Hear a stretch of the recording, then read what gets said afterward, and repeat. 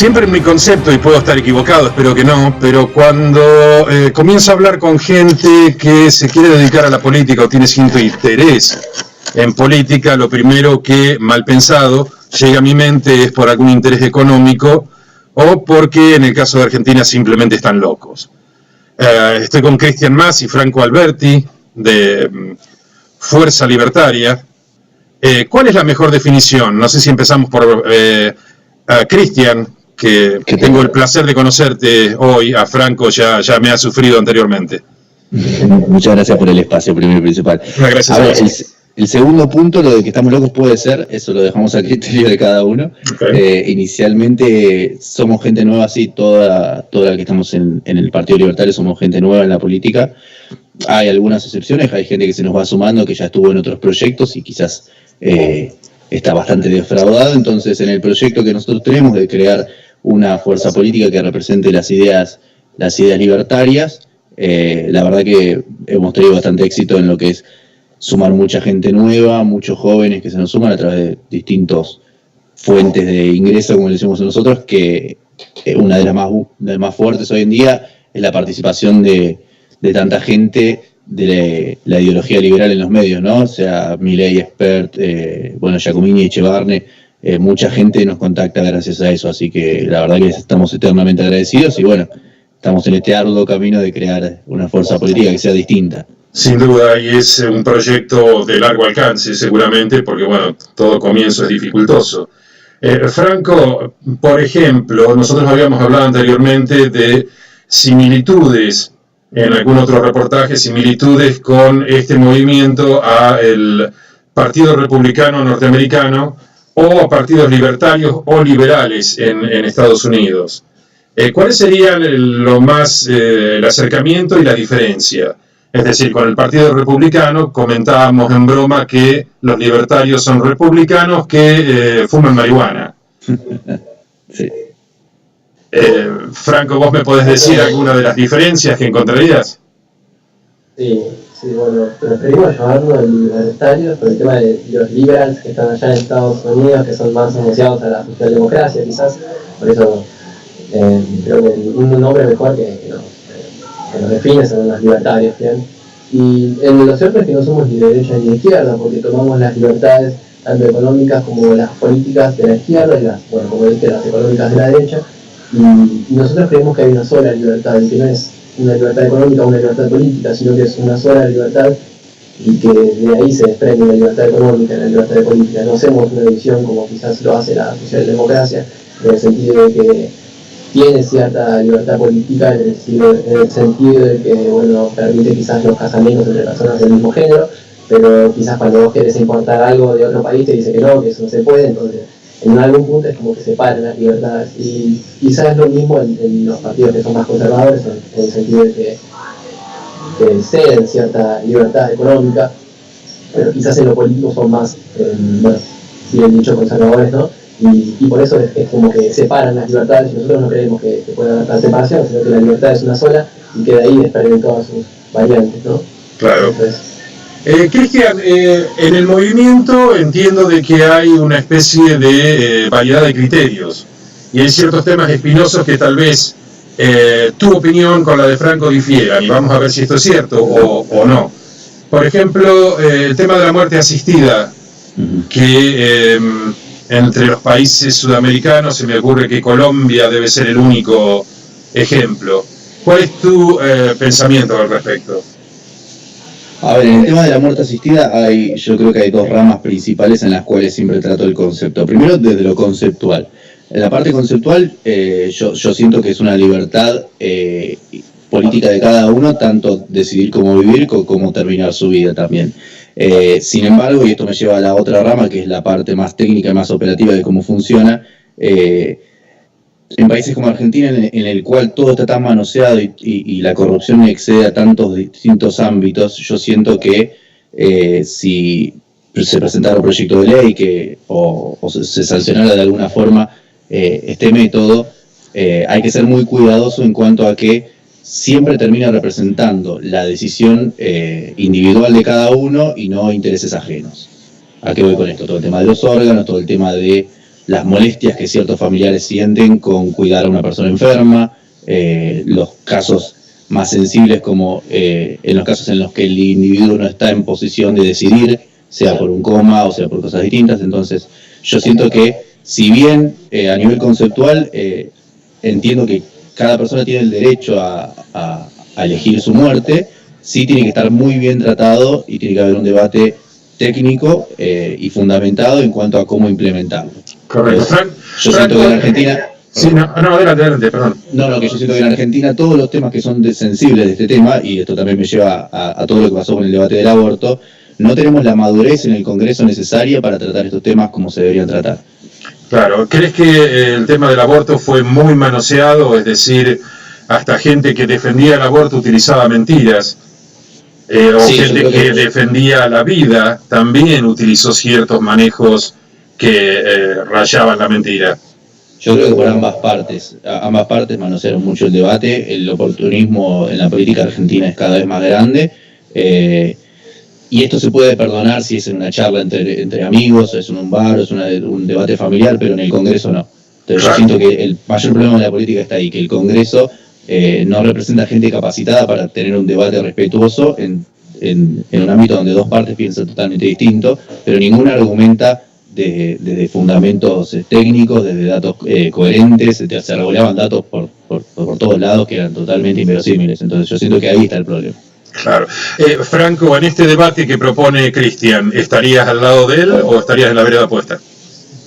Yo quería mencionar algo que sucedió hace más o menos un mes, que se aprobó la ley Justina, la cual nos hacía donantes de órganos a todos, es decir, por más que uno quiera o no quiera, lo hacía donantes de órganos, bueno, a menos que dejar en claro que no quería ser donante, pero en principio todos éramos donantes a menos que uno no estuviera de acuerdo. Es decir, que tu cuerpo le pertenecía luego de morir al Estado, y el Estado podría hacer lo que disponga de tus órganos a fin de donar tales órganos, y bueno, dicha ley fue a causa de la falta, de la imposibilidad de poder encontrar los órganos, pero bueno, no está justificado en sí, porque la propiedad más privada que tenemos es nuestro cuerpo. Entonces, si no podemos ni siquiera poseer nuestra propiedad más privada, que es nuestro cuerpo, que puede quedar para las demás propiedades, ¿no?, que son desprendimientos. Y que nada, creo que si no se tiene el concepto claro de libertad y de derecho a la propiedad privada en ese sentido, no sé, somos muy ambiciosos y creemos que un tema como la muerte asistida. La muerte asistida puede ser permitido en Argentina. Claro, tu problema radica más que nada en decir, bueno, si bien es un buen, algo bueno, yo tengo derecho a ser voluntariamente el dueño de esa decisión y no que sea el Estado. Exactamente, en el sentido de libertad política, en el sentido de que es uno el que toma la decisión por sí mismo, y no es que interfiere con los derechos de los demás, sino que es una decisión totalmente individual. Me parece realmente muy convincente. Pero dado como están las cosas en Argentina, que hay una ley que dice que todos somos donantes de órganos, solo porque faltan órganos, en el sentido ese de que hay una falta de órganos que no justifica, eso es. Claro. Ni siquiera se puede tener claro eso de lo que es el derecho a la propiedad privada, el derecho a la propiedad más privada que tenemos en nuestro cuerpo. Creo que es muy optimista querer tratar de los temas más complejos como las muertes asistidas. Cristian, una de las pocas cosas que me acercan a las bases y plataformas del Partido Republicano aquí en Estados Unidos es la reducción del Estado. Uh-huh. ¿Es algo con lo que ustedes simpatizan también? Sí, nosotros creemos dentro del partido hay distintas corrientes que quizá tienen nortes un poco variantes, pero nosotros abogamos en mayoría por una reducción del Estado a seguridad, justicia, salud y educación, en el cual siempre se prime como mayor derecho la libertad de elegir de cada persona, tanto sea en educación como en salud. Con lo cual sentimos que las instituciones educativas deben ser privadas, no tiene que haber un manejo del Estado unificado en el cual te diga en dónde podés estudiar, en dónde tenés que estudiar, y si tenés bajos recursos, qué currícula tenés que adoptar y bajo qué sistema educativo, porque acá no existe ni siquiera Waldorf ni Montessori, o sea, existe un modelo educativo que tiene que seguir todas las escuelas, porque eso es lo que te dice el Estado. Más allá, incluso si sos un privado. O sea, vos no podés abrir hoy en día una primaria o una secundaria con educación Montessori porque el Estado no te lo avala. Entonces no podés dar títulos oficiales. Entonces, todo ese manoseo del Estado y todas las manos que pasan en el medio, nosotros sentimos que a la larga terminan coercionando sobre un montón de libertades, tanto políticas como económicas. Entonces, abogamos principalmente por un Estado mínimo, que fue lo que llevó a Argentina a progresar en sus mejores años. ¿Quién debería ser el responsable de la educación? ¿Debería haber un ministerio igual, un regulador, un interregulador? ¿O deberían ser el ciudadano quien...? Yo creo que si hay un ministerio de educación, o sea, un ente regulador, debiera ser solamente para evaluar los casos en los cuales, o sea, para garantizar el acceso, pero en los casos en los cuales la persona esté en una situación de vulnerabilidad extrema. Como pasa en países como Singapur, por ejemplo, que hay un copago que te subvenciona el Estado una parte según los ingresos que vos tenés. Pero eso es cuando Singapur se pudo permitir, en base a su riqueza, un sistema así. Nosotros no podemos permitir ni siquiera un sistema de copagos hoy en día, porque no tenemos la forma de financiarlo, y encima estamos financiando la oferta. Entonces, si vamos a financiar la oferta, ya estamos podridos de entrada. Tenemos que financiar la demanda a través de, por ejemplo, un sistema como los vouchers educativos, en los cuales la libertad de elegir el sistema, la currícula y la institución sea de los padres, en ese caso del estudiante si es universitario. ¿En qué caso, Franco, el Estado debería intervenir en los problemas económicos de la familia? Es decir, recibir asistencia / beneficencia. Bueno, nosotros creemos que, como bien dijo Cristian, en los casos más extremos, por ejemplo, en los casos donde realmente son necesarios y que realmente haya una real observación sobre a qué gente se está dando tales beneficios, ¿bien? Pero en principio el Estado no tiene como objetivo actuar, digamos, de beneficiarios, como un Estado de beneficios, sino que lo que tiene como objetivo principal es salvaguardar los derechos individuales, que son el derecho a la vida, el derecho a la propiedad privada y el derecho a la libertad. Y asegurando esos tres derechos fundamentales, quizás después podemos hablar sobre otros beneficios, bien, pero sí, como bien dijo Cristian, una vez que se tengan las herramientas claras. Hoy en día creo que Argentina tiene un gran déficit fiscal y no se puede permitir cosas tales como grandes beneficios, bien, y que por otro lado los beneficios hacen a la sociedad más dependiente del Estado, y el Estado no debe fomentar esa dependencia de la sociedad, bien, hacia el Estado, sino que debe garantizar los derechos individuales para que cada uno pueda formarse y que pueda progresar, ¿bien? Garantizar, digamos, las condiciones necesarias para que cada uno pueda salir adelante en su vida. Como bien dije, son el derecho a la vida, el derecho a la propiedad privada y el derecho a la libertad. Ahora, identificar esta gente que necesitaría o que justamente necesitaría ayuda del Estado, debe ser una tarea bastante ardua, sobre todo en la Argentina, viniendo de una masa impresionante de gente que recibe beneficios y pueden o no necesitarlos. Sí, a ver, perdón, te hago un punto acá. Primero, a ver si tenés una situación hoy en día en la cual la mayor parte del gasto público es para asistencia social, sea para jubilaciones o para planes sociales. Entonces, esa reducción claramente tiene que ser paulatina, pero la única forma de dar el crecimiento económico necesario para poder bajar esa cantidad de dependencia es con crecimiento económico a través de una baja de impuestos y a través de un achique del Estado, aunque sea de las partes primordialmente de las que no tienen impacto social. Y después vas reduciendo a través de distintos planes de empalme de empleo público, de empleo privado, va reduciendo la dependencia de la gente hacia el Estado. Y además se genera otro problema de que antes de que Argentina tenga esta idea del estado de bienestar, la beneficencia se hacía y la asistencia se hacía por parte de los privados. O sea, había muchas más ONGs que participaban en eso. La solidaridad, el mercado ya lo ha resuelto en muchos países del mundo. No es necesario que el Estado esté de alguna forma haciendo beneficencia obligatoria a través de los impuestos y generando al mismo tiempo una larga cadena de burocracia que es un foco de corrupción, es un foco de utilización para la política, como tantas veces vimos acá en Argentina, que terminan haciendo más grande esa dependencia. Con respecto al empleo, lo ideal sería de que la mano de obra cayera en manos de empresas privadas, que no se acumulara empleo inventado o no dentro del Estado.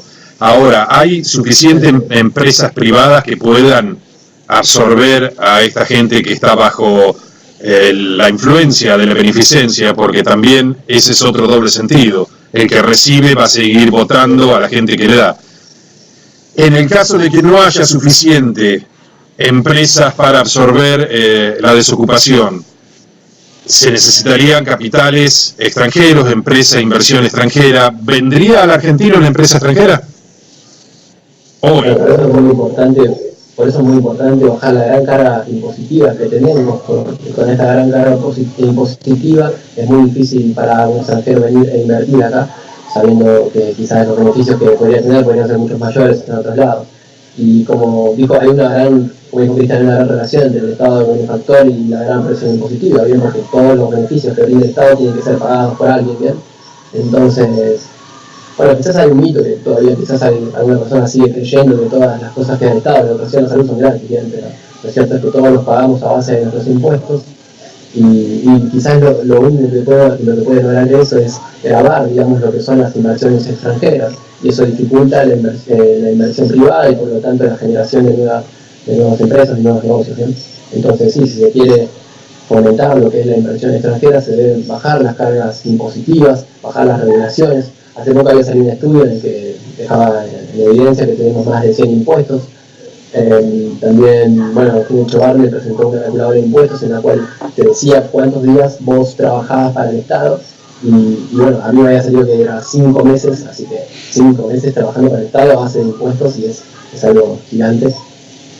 Bueno, otra cosa también, como bien dijiste, es el tema de las regulaciones que tiene que afrontar el empleador con sus empleados. Por ejemplo, si tiene que cumplir varias regulaciones, se le va a dificultar mucho más a contratar un empleado. Entonces, eso también es un gran impedimento para lo que es fomentar la inversión privada y la creación de nuevos puestos de trabajo. Las leyes laborales también, lo mismo. Las leyes laborales, estaba a punto de preguntar. Supongamos que esta es una confesión que les voy a hacer y van a pensar que yo soy un dinosaurio. En mi vida probé drogas o fumé marihuana, pero supongamos que yo quisiera hacerlo. Acá ha habido algunos experimentos en ciertos estados, como en Colorado. Honestamente, no sé si buscaba que sucedieran cosas malas como para poder criticarlo. Lo único que creo que ha pasado, un accidente por ir menos velocidad de lo permitido. Es decir, el chico estaba en la nube, digamos, en la nube de internet, y se produjo un accidente por ir a un mínimo de velocidad. ¿Qué pasa en Argentina? ¿Debería tener derecho esa persona de ir y fumar un cigarrillo de marihuana, drogarse? No sé si querés empezar, Franco o Cristian. Bueno, sí, yo iba más que nada a plantear en el sentido de que la prohibición de un bien lo único que genera, siempre y cuando exista una demanda, como lo puede ser en el caso de las drogas, lo único que va a crear, no va a dejar, no va a hacer desaparecer la demanda, sino lo único que va a generar es un mercado alterno, ¿bien? Que es el mercado negro. Y para combatir dicho mercado negro se va a tener que crear una agencia, bien, para combatirlo, una estructura, gente que trabaje para combatir lo que es el narcotráfico, ¿bien? Y todo eso es una sumatoria más de impuestos, una sumatoria más de presión impositiva, y como dije, siempre que haya alguien dispuesto a pagar por algo, por más que algo sea prohibido, lo único que se va a generar es un mercado alterno, ¿bien? Y yo creo que si hay alguien dispuesto a pagar por algo, no debe ser tan malo. Sí, yo creo que el punto principal es acá, es que la libertad es libertad mientras vos no actúes sobre la libertad de otro. O sea, esa es la diferencia entre libertad y libertinaje, que es que libertad viene con responsabilidad. Entonces, mientras vos no afectes a terceros ni estés coartando libertades ajenas, vos tenés derecho a hacer lo que vos quieras con tu cuerpo. Lo mismo pasa con la muerte asistida, que hablábamos hace un rato. Desde el lado marco conceptual, vos tenés derecho a consumir las sustancias que vos quieras mientras no afectes a otros. La lucha contra las drogas, si vos lo sabrás bien en Estados Unidos, no ha frenado el narcotráfico. No, sí. Y eso genera un montón de problemas, y también un aprovechamiento político que muchas veces está ligado al narcotráfico. Entonces, todas esas cosas no se generan si vos tenés una libertad de consumo en este tipo de sustancias. Sí, también hay que hacer un trabajo en la cultura, también hay que hacer un trabajo, como se hace en algunos países, de que si bien la producción y la distribución y el consumo de estas sustancias son legales, tienen un alto nivel impositivo para de alguna forma desincentivar el consumo, porque se entiende que desde el lado ético uno pierde sus capacidades de razonamiento. Entonces, tiene una pata económica, una pata en el ámbito de seguridad y también una parte impositiva en la cual se puede actuar. Pero hay un tema que es a tener mucho cuidado, pero lo único que estamos seguros es que, y los datos lo muestran, es que prohibir el consumo no te baja, prohibir el consumo no disminuye el consumo, y legalizar las drogas tampoco aumenta el consumo. Lo único que hace es disminuir los efectos colaterales que trae esto en la sociedad. Probablemente me voy a equivocar con la elección de la palabra, pero una de las obsesiones del presidente Macri durante su gobierno ha sido exhibir el problema de Venezuela, de los presos políticos en Venezuela, e instalar que Venezuela es efectivamente una dictadura. ¿Ustedes así lo entienden también? Franco, no sé si querés comenzar. Bueno, yo voy a más referirme a lo que es el empoderamiento de un sector, en el sentido de darle a un sector lo que es el monopolio de las armas para la defensa, y eso es lo que puede traer aparentado, es un riesgo de cosas tales como un golpe de Estado y demás. Entonces, por lo tanto, deja a los ciudadanos indefensos. Si le damos lo que es el monopolio de las armas a un sector, dejamos al resto de los sectores indefensos contra dicho sector, ¿bien? Entonces eso quizá puede traer un futuro riesgo de lo que es un golpe de Estado, ¿bien? No sé si venía más aparejada eso tu pregunta. Más que nada venía por el siguiente hecho, es el tema más que nada de la justicia.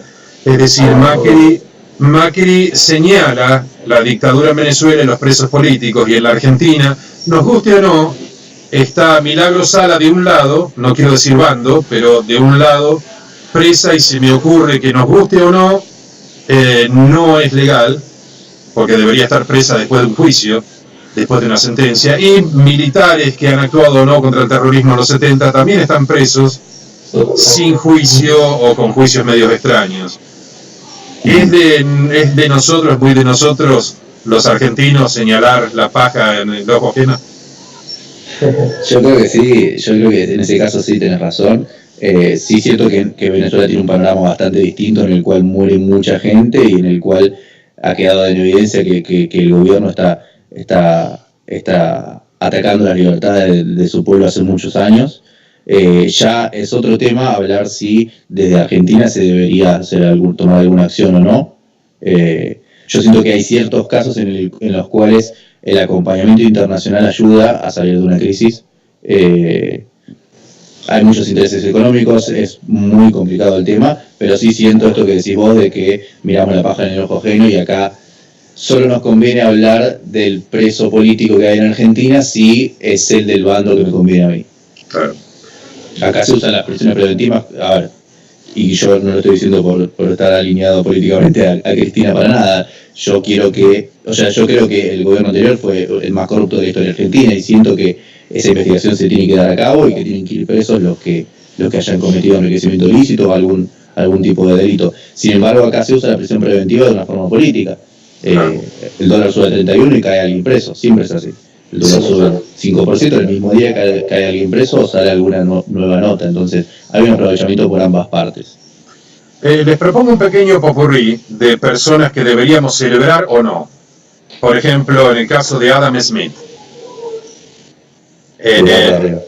Pulgar para arriba para Adam Smith. ¿Por qué, Cristian? A ver, estamos hablando de una persona de hace casi 3 siglos atrás.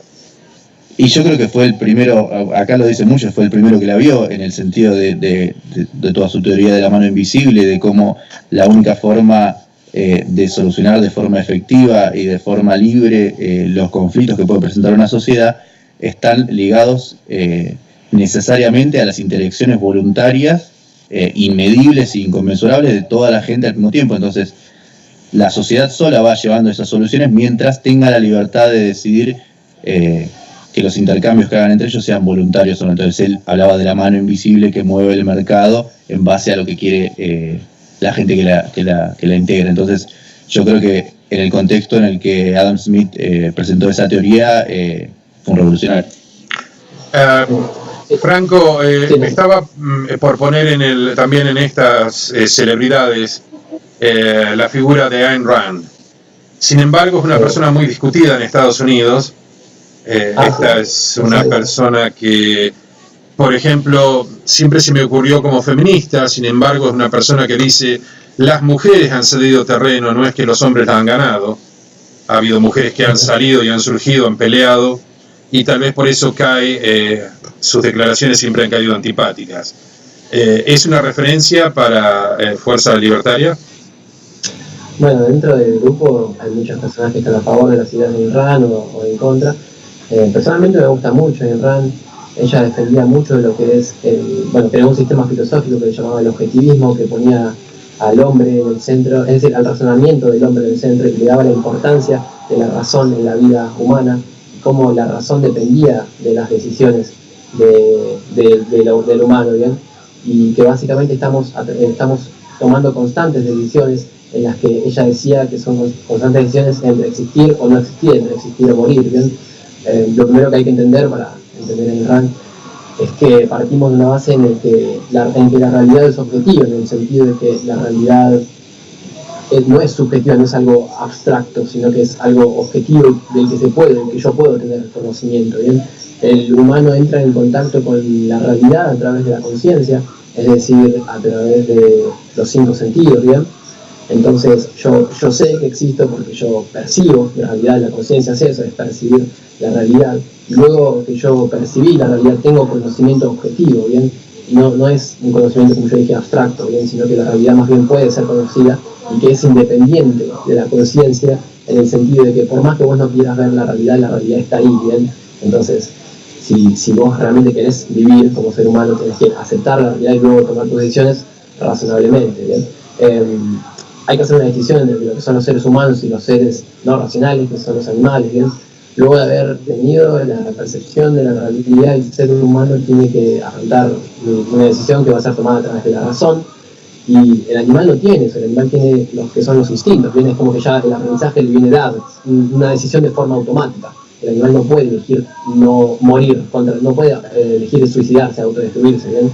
Sería casi muy lógico pensar que un pájaro puede estrellarse contra el suelo a propósito con el único fin de dañarse su ala y morir, bueno, sino que actúa por instinto ya con el propio objetivo de sobrevivir, ¿bien? El humano sí tiene eso, tiene la posibilidad de autodestruirse, en el sentido de que puede negar el uso de la razón, y negar el uso de la razón para el ser humano es algo fatal, es una forma de autodestruirse, casi de suicidarse, ¿bien? Porque actuar no razonablemente es sinónimo, como decía Ayn Rand, de morir, ¿bien? Y que, por ejemplo, si yo estoy cruzando la calle y la realidad me indica que el semáforo está en verde y yo intento falsear la realidad, automentirme, y cruzo la calle creyendo que la realidad no es objetiva, lo que va a pasar es que los autos me van a atropellar y que voy a morir, ¿bien?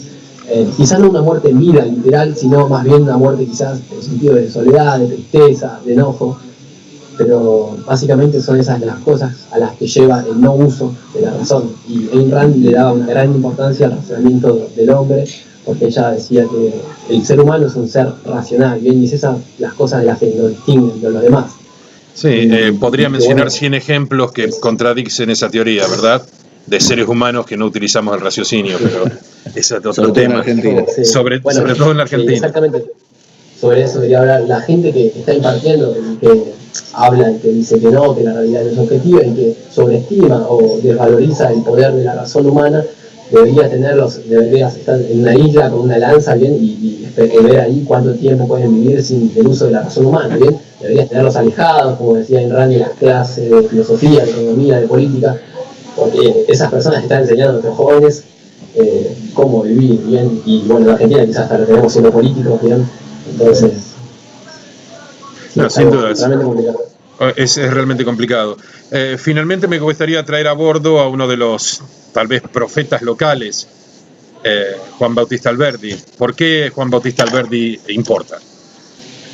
Bueno, Alberdi fue alguien que supo ver la realidad en la que se encontraba Argentina. Alberdi, bueno, voy a comenzar diciendo que Alberdi fue un patriota, y a diferencia de otros patriotas como puede ser San Martín, la diferencia es que San Martín, si bien fue demasiado grande en el sentido de que logró la independencia para nosotros.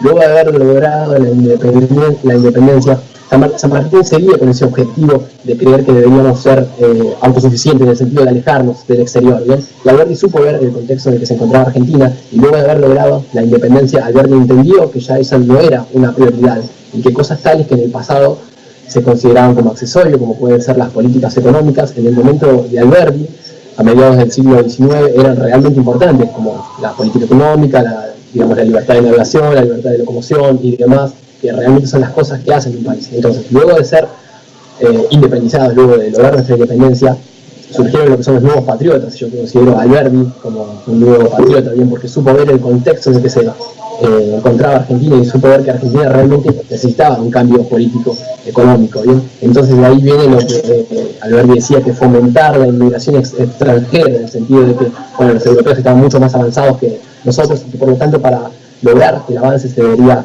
poblar de avance al territorio argentino, poblarlo en el sentido de atraer lo que es la inmigración extranjera, y que las cosas incivilizadas quedan en evidencia observando en la Patagonia y demás, ¿no?, esos lugares que estaban desocupados en la Argentina.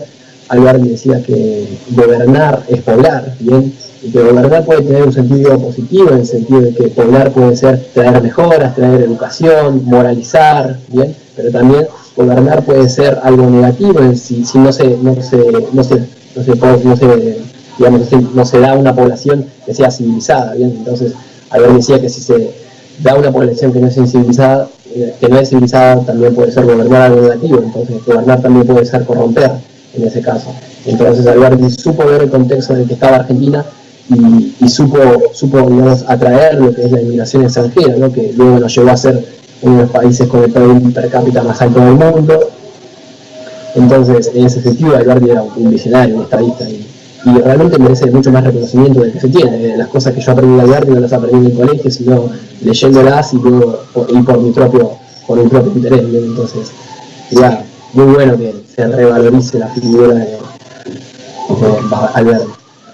Cristian, siempre que necesitamos reforzar nuestras palabras, recurrimos tal vez al diccionario de citas, y lo dijo Shakespeare, lo dijo Einstein. En el caso de Alberdi, muchos otros partidos políticos se han apoderado de sus bases. Yo recuerdo allá, hace poco, cuando era joven, la UCD u otros partidos liberales y pseudoliberales. Ahora, ustedes también lo toman, ¿por qué? Yo creo que Alberdi es un prócer muy, muy olvidado en Argentina. De hecho... No hay muchos próceres intelectuales. No hay muchos, y la verdad que Alberdi es uno de los menos fomentados en las escuelas de Argentina, aún siendo uno de los que más benefició a la Argentina en temas de crecimiento. A ver, nosotros, por así decirlo, conmemoramos a Alberdi con un 14 bis. O sea, ese es el agradecimiento que le damos, de destruir todo el sentido de la Constitución de 1853 con un artículo nada más.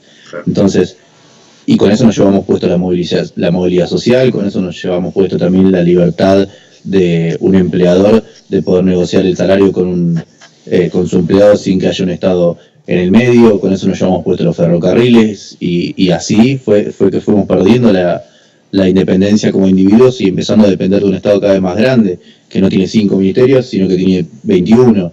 Entonces, yo creo que olvidar las premisas de Alberdi en sus bases, como decís vos, fue lo que llevó a la Argentina a la decadencia. No sé si quieren agregar algo más. Me faltaría preguntarles cómo se ven de aquí a dentro de 2 años Fuerza Libertaria, ¿dónde va a estar? Nosotros sentimos que el fracaso de los partidos liberales que vinieron antes que nosotros, o partidos pseudoliberales, como bien dijiste vos, se debieron... Es decir, llamé pseudoliberales, perdón que interrumpa, porque una vez que llegan al poder, dejan de lado sus bases. Tal cual, sí, por eso lo entiendo. Yo siento que esos fracasos fueron básicamente por 2 motivos. Primero, por ser muy electoralistas, por ejemplo, centrarse solo en una elección y después del primer fracaso caerse, no tenemos constancia. Y segundo, porque no tienen un objetivo de crear una fuerza política estable, y además de ser electoralistas, se complica también por esa parte, si vos no proyectás a futuro. Entonces nosotros no nos centramos en una elección particular, queremos generar algo, como dijimos, estable a futuro, y si llegamos a 2019 con los 5 distritos creados necesarios para hacer un proyecto nacional, y el contexto está dado, lo vamos a hacer, y si no, seguiremos intentando para la próxima elección. Pero lo importante es que de acá a 15, 20 años se tenga un proyecto político que represente las ideas y no tenga eso de que pasa que, como decís vos, cuando llegas al poder te empezás a olvidar de los principios y te empezás a agarrar de otras cosas como intereses personales. Entonces, el segundo motivo que yo creo que también ha sido el fracaso de muchos partidos políticos liberales es de él hacerlo dentro de otro partido o hacerlo en alianza con partidos que no comparten los principios. Nosotros sentimos que tenemos que ser totalmente independientes para poder mantener esa, valga la redundancia, independencia de los principios y no tener que, bueno, acá negociamos y esto capaz no lo queremos tanto porque, bueno, tenemos que aliarnos con ellos para ganar. Entonces, esa parte de la política es la que está infectada acá. Y nosotros sentimos que para hacer un proyecto estable a futuro tenemos que ser fuertes en los principios y mantenernos independientes. Así que ojalá que te pueda decir que para 2019 vamos a tener los 5 distritos creados y presentar una candidatura nacional. De no ser de esa forma, continuaremos trabajando para poder hacerlo lo antes posible. Franco, ¿tu cierre? Viva la libertad. Viva la libertad. Cristian Mas, Franco Alberti, de Fuerza Libertaria, muchas gracias a ambos y espero poder dialogar con ustedes prontamente. Muchísimas gracias por tu tiempo. Déjame tirar el chivo de la página nada más. Por favor. Es www.partidolibertario.com.ar. Ahí pueden conocer todas las actividades que estamos haciendo, quiénes somos también, con todos nuestros correos electrónicos para que nos puedan contactar. Tenemos una parte de donaciones y se ve reflejada una parte de transparencia donde ponemos todos los fondos que utilizamos del partido, que solo funciona a través de las donaciones de la gente de forma privada. Y bueno, también se pueden afiliar por ese medio, así que de vuelta muchísimas gracias por el espacio que nos brindas. Gracias a ustedes. Buenas tardes. Chao, hasta luego.